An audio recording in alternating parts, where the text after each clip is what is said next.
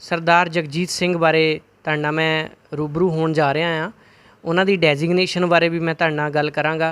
सब तो पहलां मैं गल उस एक जिहड़ा सहम साडे लोकां दे दिलां दे विच 2-3 दिनां तो बनिया होया आ कि एक आवाज़ां जो एक धमक दी आवाज़ कह लो, एक गरज दी आवाज़ कह लो, 2-3 दिनां तो आउंदी आ। खास करके सवेर वाले टाइम आउंदी आ, 2-3 वारी जिहड़ी सुनाई दिंदी आ। लोकां दे अंदर डर आ, शायद ये पता नहीं काहदी आवाज़ आ, एक बंब दी आवाज़ आ जां की चक्कर आ। इहदे बारे जिहड़ा आ साडे पिंड दे जगजीत सिंह जो कि स्क्वाड्रोन लीडर रह चुके आ, एयर फोर्स तो रिटायर्ड आ।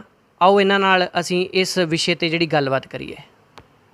तुहाडा स्वागत है जी अंकल जी, अपना नाम दसना जी। Thank you. मैं स्क्वाड्रन रिटायर्ड जगजीत सिंह सोहता बोल रहा। ठीक है जी। ये जो आवाज़ आ रही है ये बारे जी तुसीं अज खबर छापी सी जिसकी कटिंग मैनू भेजी है कि हुशियारपुर के गढ़दीवाला, दसूहा, हरियाणा ते संसारपुर के एरिए दे विच लोकां 'च बड़ा सहम है कि अज जिहड़े सवेरे धमाके होए जां होर 2-3 दिन तो हो रहे आ, वो की है कि कोई एमूनीशन है जां की ये खतरनाक चीज़ है। असल विच ये कोई खतरनाक चीज़ नहीं है। अजकल आप देख रहे होंगे कि जहाज़ उड़ रहे आ। जदों जहाज़ उड़दा है और कोई भी फाइटर या कोई भी जहाज़ जदों उसकी स्पीड वो साउंड की स्पीड नालों वध जाती है तो वो सोनिक बैंग क्रिएट हुंदा। ये सोनिक बैंग की आवाज़ है, इस विच कोई एमूनीशन नहीं है, कुछ नहीं है। इस करके किसी गल की डरन की जरूरत नहीं है। जदों ये सोनिक बैंग तुसीं सुनते हो उस दे नाल ही तुहानूं उड़ते हुए हवाई जहाज़ नज़र आउणगे और जहाज़ की गूंज भी सुनाई देवेगी। ये कन्फर्म्ड है, पक्की गल है कि कोई खतरनाक चीज़ नहीं है।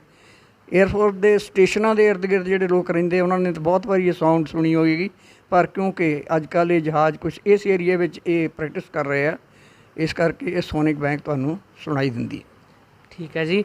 मैं तुहानूं ये पूछना चाहुंदा आ कि ये सोनिक बैंग क्रिएट क्यों करते आ? सोनिक बैंग जदों भी जहाज़ की स्पीड साउंड की स्पीड नालों वध जाती है, ठीक है जी, तो ਉਹਦੇ ਪਿੱਛੇ ਕੁਛ ਵੈਕਿਊਮ ਕ੍ਰੀਏਟ ਹੋ ਜਾਂਦੀ ਆ ਜਿਹਦੇ ਕਰਕੇ ਜਿਹੜੀਆਂ ਸਾਊਂਡ ਵੇਵ ਜਿਹੜੀਆਂ ਉਹਦੇ ਵਿੱਚ ਹਵਾ ਦੇ ਵਿੱਚ ਹੈਗੀਆਂ ਉਹ ਸਡਨਲੀ ਕਲੈਪਸ ਹੁੰਦੀਆਂ ਜਿਹਦੇ ਨਾਲ ਇਹ ਸਾਊਂਡ ਬੈਂਕ ਕ੍ਰੀਏਟ ਹੁੰਦਾ। ਇਹ ਕਾਰਨ ਕੀ ਆ? ਮਤਲਬ ਕਿਉਂ, ਮਤਲਬ ਉਹ ਆਪਣੀ ਇਸ ਸਾਊਂਡ ਬੈਂਕ ਤੱਕ ਲੈ ਕੇ ਆਉਂਦੇ ਆ ਆਪਣੇ ਜਹਾਜ਼ ਦੀ ਜਿਹੜੀ ਆਵਾਜ਼ ਨੂੰ? ਜਹਾਜ਼ਾਂ ਦੀ ਸਪੀਡ ਪੁਰਾਣੇ ਜ਼ਮਾਨੇ ਵਿੱਚ ਤਾਂ ਸਾਊਂਡ ਦੀ ਸਪੀਡ ਨਾਲੋਂ ਬਹੁਤ ਘੱਟ ਸੀ, ਜੋ ਕਿ 1160 ਕਿਲੋਮੀਟਰ ਦੇ ਪ੍ਰਤੀ ਘੰਟੇ ਦੇ ਕਰੀਬ ਹੈ।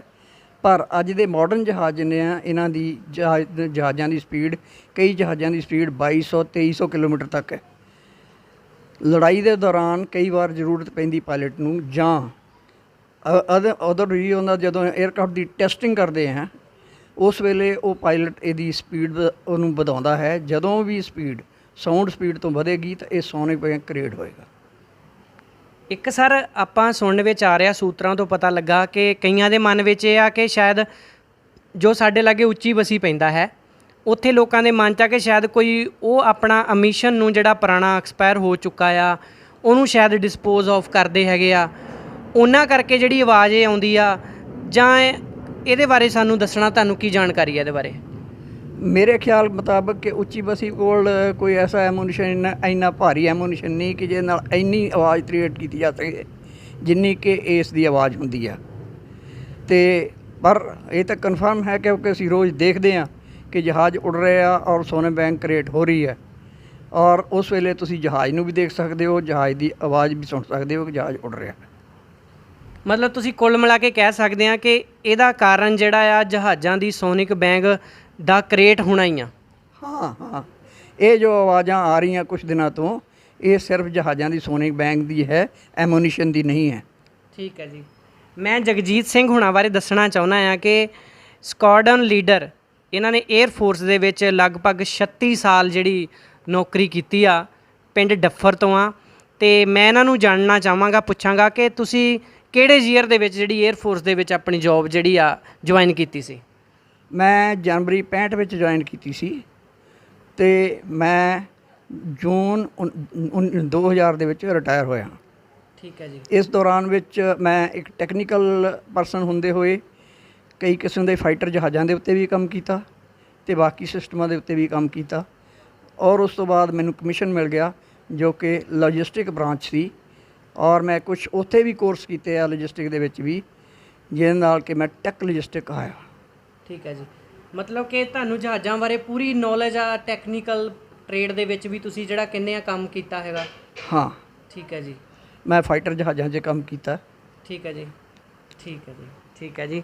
ਮੈਂ ਬਹੁਤ ਬਹੁਤ ਧੰਨਵਾਦ ਕਰਦਾ ਹਾਂ ਜਗਜੀਤ ਸਿੰਘ ਸਹੋਤਾ ਜੀ, ਪਿੰਡ ਡੱਫਰ ਤੋਂ, squadron leader, retired air force officer, ਜਿਨ੍ਹਾਂ ਨੇ 36 ਸਾਲ 에ਅਰ ਫੋਰਸ ਦੇ ਵਿੱਚ ਆਪਣੀਆਂ ਸੇਵਾਵਾਂ ਨਿਭਾਈਆਂ।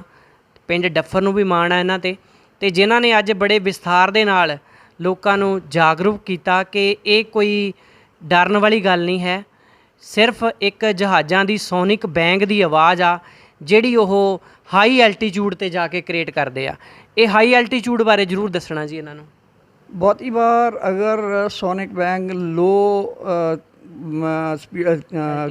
ਆਲਟੀਚਿਊਡ 'ਤੇ ਕੀਤਾ ਜਾਵੇ ਅਤੇ ਇਹ ਕਈ ਵਾਰੀ ਧਮਾਕਾ ਜਿਹੜਾ ਹੈਗਾ ਮਾੜੀਆਂ ਬਿਲਡਿੰਗਾਂ ਨੂੰ ਹਿਲਾ ਸਕਦਾ।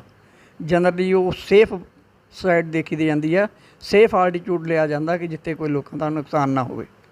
ਠੀਕ ਹੈ ਜੀ, ਇਹ ਮਤਲਬ ਹਾਈ ਐਲਟੀਚਿਊਡ 'ਤੇ ਜਾ ਕੇ ਸੋਨਿਕ ਬੀਮ ਕ੍ਰੀਏਟ ਕਰਦੇ ਆ ਬੈਂਗ? ਬਹੁਤ ਹਾਈ ਆਲਟੀਚਿਊਡ ਨਹੀਂ ਹੈ, ਲੋ ਆਲਟੀਚਿਊਡ 'ਤੇ ਵੀ ਕ੍ਰੀਏਟ ਹੋ ਸਕਦੀ ਆ। ਠੀਕ ਹੈ ਜੀ, ਪਰ ਉਹਨਾਂ ਦੀ ਕੋਸ਼ਿਸ਼ ਇਹੀ ਹੁੰਦੀ ਆ ਕਿ ਇਹਨੂੰ ਉਸ ਤਰ੍ਹਾਂ ਦੇ ਕ੍ਰੀਏਟ ਕੀਤਾ ਜਾਵੇ ਕਿ ਆਮ ਲੋਕਾਂ ਦਾ ਕੋਈ ਨੁਕਸਾਨ ਨਾ ਹੋ ਸਕੇ। ਠੀਕ ਹੈ ਜੀ, ਮੈਂ ਧੰਨਵਾਦ ਕਰਦਾ ਜਗਜੀਤ ਸਿੰਘ ਸਹੋਤਾ ਜੀ ਦਾ, ਜਿਨ੍ਹਾਂ ਨੇ ਵਿਸਥਾਰਪੂਰਵਕ ਜਾਣਕਾਰੀ ਦਿੱਤੀ, ਅਤੇ ਮੈਨੂੰ ਉਮੀਦ ਆ ਕਿ ਸਾਡੇ ਦਰਸ਼ਕਾਂ ਨੂੰ ਵੀ ਇਹ ਗੱਲ ਕਲੀਅਰ ਹੋਵੇਗੀ ਕਿ ਕਿਸੇ ਵੀ ਤਰ੍ਹਾਂ ਦਾ ਦਿਲ ਦੇ ਵਿੱਚ, ਆਪਣੇ ਦਿਮਾਗ ਦੇ ਵਿੱਚ ਸਹਿਮ ਰੱਖਣ ਦੀ ਲੋੜ ਨਹੀਂ ਆ। ਕੋਈ ਇਹ ਜਿਹੜਾ ਬੰਬ ਦਾ ਧਮਾਕਾ ਨਹੀਂ ਆ ਜੋ ਜਗਜੀਤ ਸਿੰਘ ਜੀ ਦੱਸ ਰਹੇ ਆ। ਇਸ ਕਰਕੇ ਤੁਸੀਂ ਆਪੋ ਆਪਣੇ ਘਰਾਂ ਦੇ ਵਿੱਚ ਸੇਫ ਰਹਿਣਾ, ਕਿਉਂਕਿ ਕਈ ਇਲਾਕਿਆਂ ਦੇ ਵਿੱਚ ਲੋਕ ਇੱਕਦਮ ਬਾਹਰ ਨਿਕਲ ਆਏ ਸੀ ਇਹਨਾਂ ਦੀਆਂ ਆਵਾਜ਼ਾਂ ਸੁਣ ਕੇ। ਇਸ ਕਰਕੇ ਜੋ ਕੋਵਿਡ-19 ਦਾ ਪ੍ਰਕੋਪ ਚੱਲ ਰਿਹਾ ਆ, ਸਾਰੇ ਆਪੋ ਆਪਣੇ ਘਰਾਂ ਦੇ ਵਿੱਚ ਸੁਰੱਖਿਅਤ ਰਹੀਏ, ਸੇਫ ਰਹੀਏ। ਕੋਈ ਇੱਦਾਂ ਦਾ ਡਰ ਡੁੱਕਰ ਨਹੀਂ ਆ ਜੋ ਸਾਨੂੰ ਜਗਜੀਤ ਸਿੰਘ ਸਹੋਤਾ ਨੇ ਦੱਸਿਆ ਜੀ। ਵਿਸ਼ੇਸ਼ ਰਿਪੋਰਟ ਗੁਰਪ੍ਰੀਤ ਸਹੋਤਾ, ਸੱਚੀ ਗੱਲ ਅਖਬਾਰ, ਗੜ੍ਹਦੀਵਾਲਾ।